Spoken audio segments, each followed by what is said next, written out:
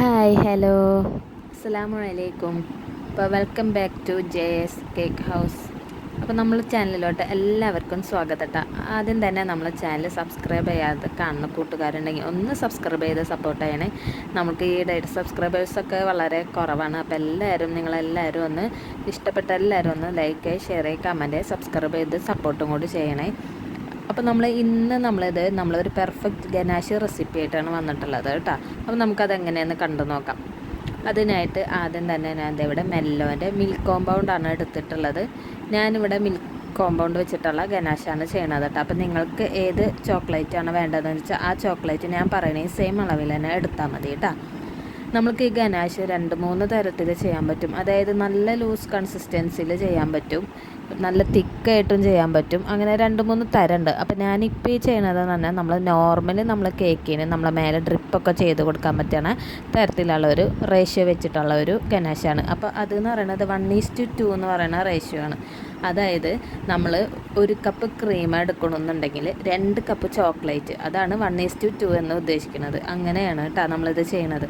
അപ്പോൾ ഇതേപോലെ ചെറുതായി നമ്മൾ കട്ട് ചെയ്ത് ഇവിടെ നമ്മൾ ചോക്ലേറ്റ് എടുക്കുന്നുണ്ട്. പരമാവധി നമ്മൾ ചെറുതായിട്ട് കട്ട് ചെയ്യുക, അതാണ് നല്ലത് കേട്ടോ, പെട്ടെന്ന് മെൽറ്റായി കിട്ടാൻ. അപ്പോൾ നമുക്ക് ചോക്ലേറ്റ് കട്ട് ചെയ്തെടുക്കാം.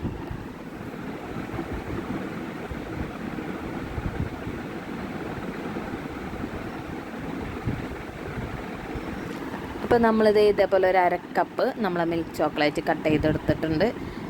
ശേഷം ഇതേപോലെ ഒരു ബൗൾ എടുത്തിട്ടുണ്ട്, ഒരു പാത്രം എടുത്തിട്ടുണ്ട്. ആ ഒരു പാത്രത്തിലേക്ക് നമ്മളത് ഇട്ട് കൊടുത്തിട്ടുണ്ട്. നമ്മൾ 1/2 കപ്പ് ചോക്ലേറ്റാണ് എടുത്തിട്ടുള്ളത്. നിങ്ങൾക്ക് ഏത് ചോക്ലേറ്റ് വേണമെങ്കിലും എടുക്കാം. അപ്പോൾ നമ്മൾ 1/2 കപ്പ് ചോക്ലേറ്റിന് 1/2 കപ്പിൻ്റെ പകുതി ക്രീം ഒഴിച്ചെടുത്തിട്ടുണ്ട്, അതായത് 1/4 കപ്പ് ക്രീം. അപ്പം 1/2 കപ്പ് എന്ന് പറയണത് 125 ml ആണ് വരുന്നത്. അപ്പോൾ 1/4 കപ്പ് 60 ml ആണ്. അപ്പോൾ നമുക്ക് 1/2 കപ്പിന് 60 ml ക്രീം ഒഴിച്ചെടുക്കാം. ക്രീം എടുക്കുമ്പോൾ നമ്മൾ ശ്രദ്ധിക്കണം, വാട്ടർ കൺസിസ്റ്റൻസിയിലായിരിക്കണം, കട്ടകൾ ഉണ്ടാവാൻ പാടില്ല കേട്ടോ.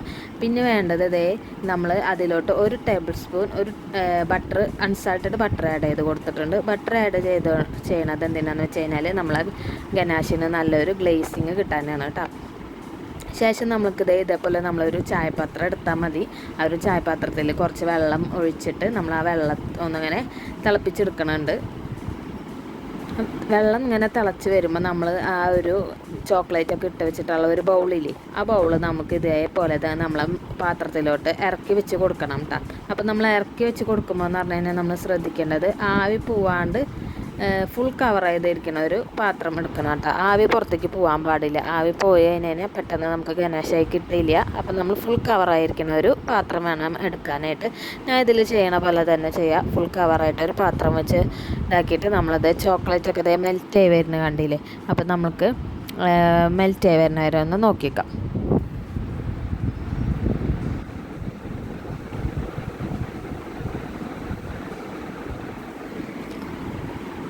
അപ്പോൾ നമ്മളെ ചോക്ലേറ്റ് ഇവിടെ കുറച്ച് ഇങ്ങനെ മെൽറ്റായി വരുന്നുണ്ട്. അപ്പോൾ ഫ്ലെയിം കുറച്ചിട്ട് കൊടുത്തിട്ട് ആ വെള്ളം ചൂടാകുമ്പോൾ ആവി തട്ടിയിട്ടാണ് കേട്ടോ ഈ ചോക്ലേറ്റ് ഇങ്ങനെ മെൽറ്റ് ആവുന്നത്. അതിനാണ് നമ്മളിങ്ങനെ ചെയ്യണത്.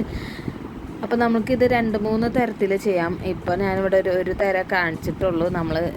ഇങ്ങനെയാണ് നമ്മൾ നോർമൽ ഗനാഷ് ചെയ്യട്ടെ. അപ്പോൾ അതിങ്ങനെ മെൽറ്റാക്കി അതിനെ പുറത്തെടുത്ത് വെച്ചിട്ടുണ്ട്. അപ്പോൾ നമുക്ക് അതിൽ കുറച്ച് ചോക്ലേറ്റിൻ്റെ കട്ടകളൊക്കെ കാണാം, പക്ഷെ അത് നമുക്ക് കുഴപ്പമില്ല.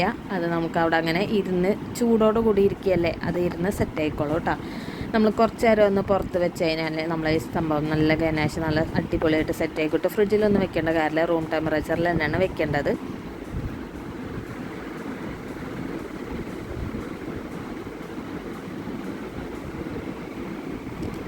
അപ്പം ഏകദേശം ഒരു 10-15 മിനിറ്റൊക്കെ പുറത്ത് വെച്ചിട്ടുണ്ടാവുള്ളൂ. 15 മിനിറ്റൊക്കെ വെച്ചിട്ടുണ്ടാവുള്ളൂ. അപ്പോൾ നമുക്ക് നമുക്ക് കണ്ട ഒരു ഇത്തിരി തിക്കായിട്ട് കിട്ടി.